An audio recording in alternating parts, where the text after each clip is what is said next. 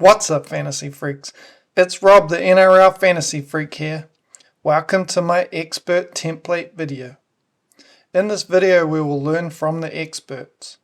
I've collated data from 10 experts and compared that with data from the overall competition to give you some insight and hopefully help you make better trade decisions this year. To show how good the template works, I'll keep track of the team value and score that this virtual team would get throughout the year. I'm collating the data after the fact and making judgment calls on when there are ties. For instance, in this video, there are 7 players at 40% ownership by the experts, and I only needed 3. So I picked the 3 that I could afford and that made the team stronger. If you like today's content, please drop me a like and subscribe so you can see more videos from me. With that said, let's fly into it.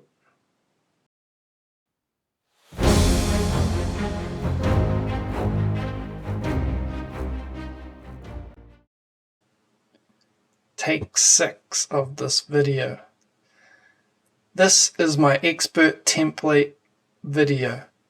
I've got all the data here from 10 experts, put it in a nice table for you to see, ranking the best players at the top, 100% owned by the experts, and you can see the overall ownership next to it.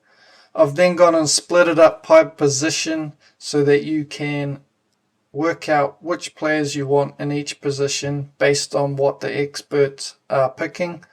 I've put a separate group of dual position players so that it makes the list smaller, and you can see they are the best players to have on your interchange as they can cover multiple positions. So looking at the data, we've got 6 players 100% owned: Iongi, Cleary, Mamazalis, Toya, Duffy and May. Hopefully if you're watching this video you already have them in your team, along with Cole, Metcalf, Sandon Smith and Tamale. A lot of people would have missed out on Tamale, only 24% owned, but he looks like a gun. He breaks tackles for fun, and without even scoring a try he got 49, so he should definitely be a target for you this round as long as he's named, which he should be. Seyfarth, only 12% owned by the overall player base and 80% owned by the experts, because they know he is going to play 80 minutes on the edge and he is great value. He got the HIA this week, so he scored a little bit lower than we would expect, but he is an easy hold. Watson, 80%, was always going to play 80 minutes with that bench. Lucas, 70% owned, fills the difficult centre position, and he did well. Purdue, 60% owned by the experts, not owned by me, because I just didn't think he was going to be that good really, and Labour is just waiting to come back, and I didn't think with his size that that was a good fit for centre. That is just a risk that the Cowboys took. And Horsburgh, I got him in my team. 60% of the experts have him. Only 18% of the overall player base, and he was a great pick once he got named to start. And with what's his name, Tapani out suspended, he will get good minutes and he'll go up in value. Isaiah Yeo, 60% owned. He was a good banker for 60 points. Hubner, starting lock for the Rabbitohs, another great pick. Got 60 minutes, so he should definitely be one to get in your team if he's named a lock again. Garrick, Seagulls have got a good run and they looked hot. And dual position, he's a great player to have in your team. Brimson, he should be starting in the halves this week, and he's undervalued, and That's why 4 out of 10 of the experts have him.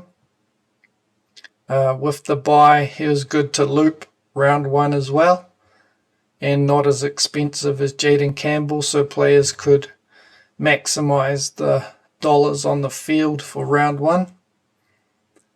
I went with Jayden Campbell just because he's more certain to be a gun, and I picked him over Ponga because Ponga has the bye round 4 and I already have Lucas. So that's what made that decision. We've got Munster, had a good game, started off fast and then was slow towards the end, but he is a great pick, 40% owned.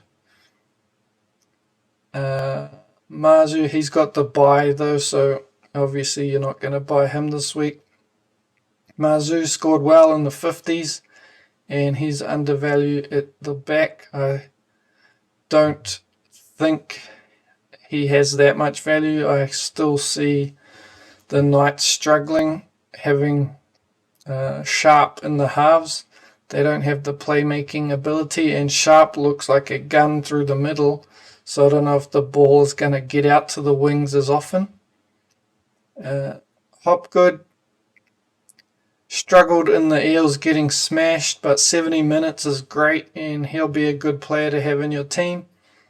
Ponga also played awesome and did lots of kicking, and he is a good gun to have at the back. Gilbert scored amazing, 65 points, dual position, and he looked really good, so he's definitely someone we should be looking at. And Hosking as well, amazing score, tackle machine, but he's got that coming off that calf issue, and he didn't play the 80, which was why I didn't get him in my team, and I think might have to swerve him. Preston didn't score that well. Toa, he was only in there because I collated this data before he wasn't named, so I'm pretty sure he won't be in the expert team next week. Jayden Campbell, 3 out of 10 picked him because he is an undervalued gun and he enabled the looping strategy for round 1. Humphreys, I got him in my team. Great pickup, massive score, and up 50k already. And hopefully he gets named at halfback because the Rabbitohs won and he just looks so good. Moale, on the other hand, is in my team as well, and he looked so bad. Poor score, poor minutes, and it looks like he's not in the favourite for minutes, so I will be getting rid of him ASAP. Looking through how I built the expert template, so for hooker I went with Connor Watson, 80% owned by the experts. In the mids we've got Terrell May, Horsburgh and Yeo, and they were 100%, 60% and 60% owned. I've got Hosking and Seyfarth, Hosking at 40%, Seyfarth at 80% owned. Cleary and Metcalf, Cleary was at 100%, Metcalf 90%. Toya and Lucas, Toya at 100%, Lucas at 70%. At the back, Iongi at 100%, Brimson 40%, and Garrick at 60%. And on the interchange, Duffy 100%, Mamazalis 100%, Gilbert was at 40%, Tamale 90%, Hubner on the emergencies at 60%, Cole at 90%, Sandon Smith 90%, and Purdue at 60%. So this squad got 916 points, and team is already worth over 10.2 million.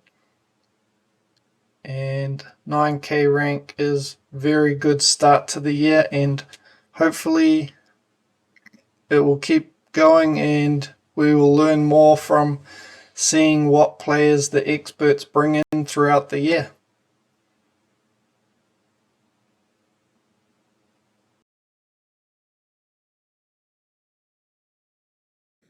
Well, that's my first expert template video in the books. Had many technical difficulties making this video, so I hope it was worth it and you get something out of it. If I've missed anything or you have any questions, please drop me a comment. Give me a like if you think this video is worthwhile, and I will see you guys in the next video.